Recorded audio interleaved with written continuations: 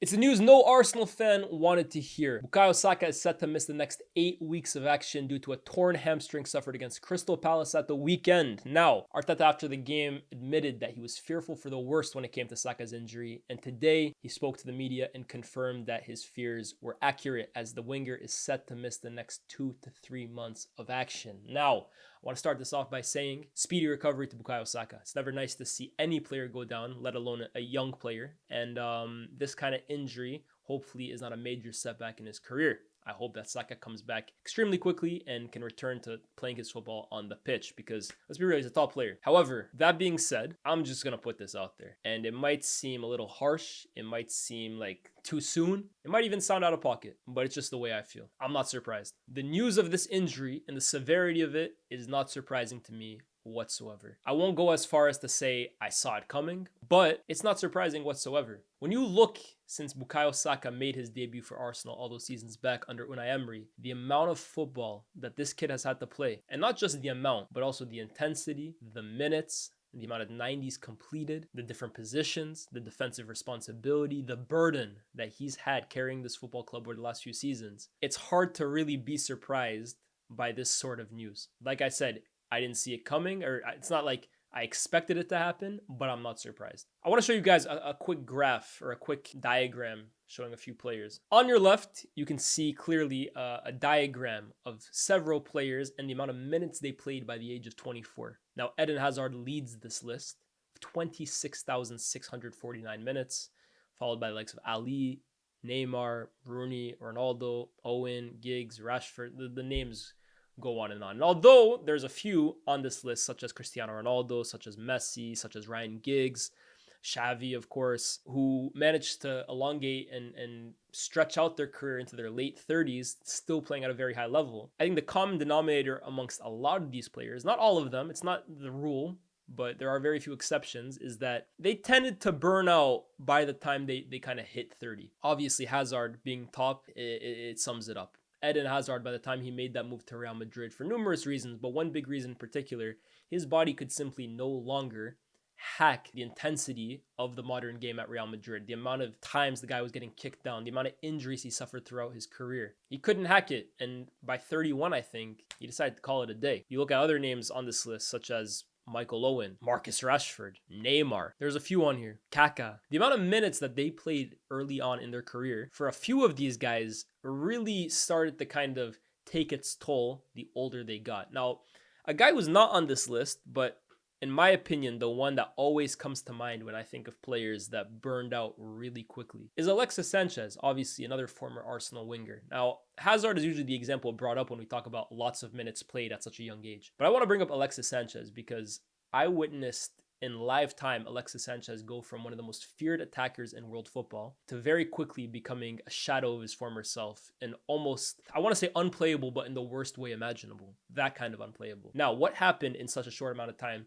to see such a rapid descent in quality from Alexis Sanchez? Well, let me tell you. So in 2014, Alexis Sanchez finished a gruesome season with FC Barcelona. He then went to the World Cup in Brazil, came back, joined Arsenal, played another full season of Arsenal, going all the way till the end of the season because they went to the FA Cup final and won in 2015. Then went to the Copa America, went all the way in that competition, won it, came back to Arsenal, played his second season with the club all the way into 2016, then went to Copa America again, went to the final, won it again, then came back to Arsenal, played another season into 2017 where he again played all the way till the end because they won the FA Cup, then went to the Confederations Cup, went deep into that competition with Chile as well too, before returning to Arsenal for the 2017-18 season, where at that point had an okay start to the season and went to Man United. It all turned to shit, and we never saw Alexis Sanchez at the all-world level that we saw him a few seasons back with Arsenal and Chile, respectively. Now, Alexis Sanchez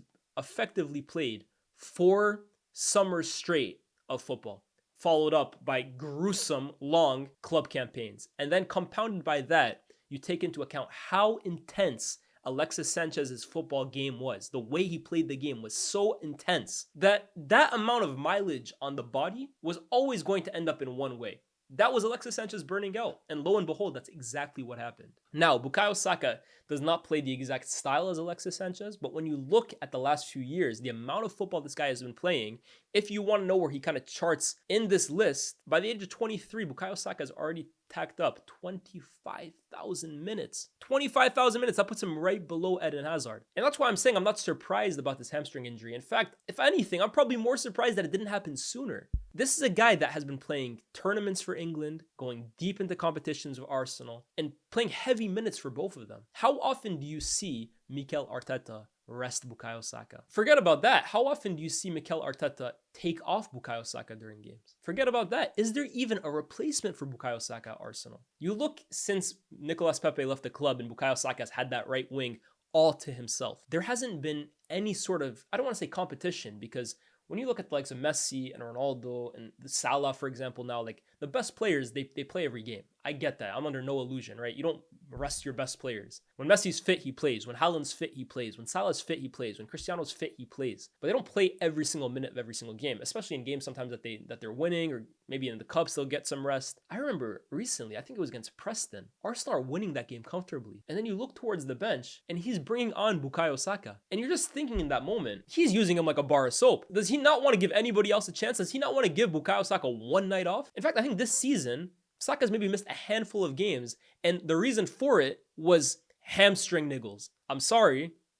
When you look now that he's torn his hamstring, again, I'm not trying to say like we saw this coming, but it was kind of adding up to this. It was kind of all leading up to this. So I think Arsenal hold massive responsibility when you look at the Saka injury, man. And I think on top of that, you look at the last few windows, and this one in particular, Saka needing backup was a concern that several Arsenal fans have been clamoring for. Give the guy like a backup that can kind of substitute him off in games that are already won, play in the cups, share minutes with him at times, can also play amongst the front three. And all summer long, they dilly-dallied. In fact, they were going mostly for a guy off the left because they have their own struggles on the left. And towards the end of the summer, on the last day, in fact, went for a loan option and Raheem Sterling. Raheem Sterling at Chelsea was rapidly looking like a shadow of his former self. But Mikel Arteta being Mikel Arteta and Arsenal being Arsenal, they looked at an opportunity in the window to save another guy and reinvigorate another career. And in came Raheem Sterling. But you look at the minutes Raheem Sterling has played this season. Well, he's barely played. He's barely featured. And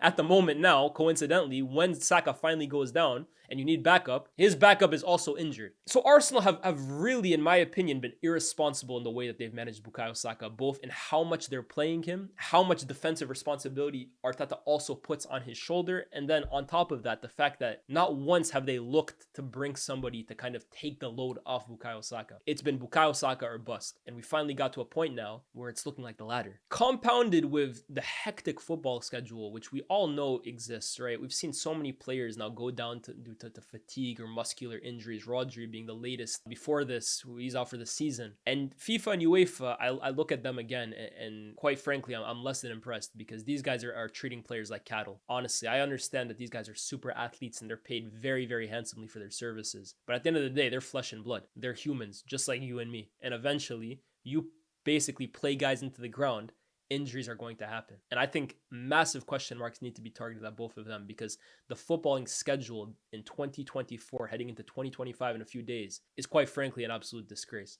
It's an absolute disgrace, but I don't want to take any responsibility and any blame away from Arsenal because I think Arteta and the club are also very, very culpable when it comes to Bukayo Saka's injury. And now they have to survive and find solutions, as Arteta put it today, without him for the next 8 weeks. Now, Arteta also said today he doesn't really plan, and the club really don't plan on making any big acquisitions in January. Not surprising. But if that's the case, if Arsenal aren't going to bring in anybody in this January transfer window, Arsenal's season in terms of winning the league or the Champions League for all intents and purposes is over. It's done. Arsenal are not winning the league and Arsenal are not winning the Champions League.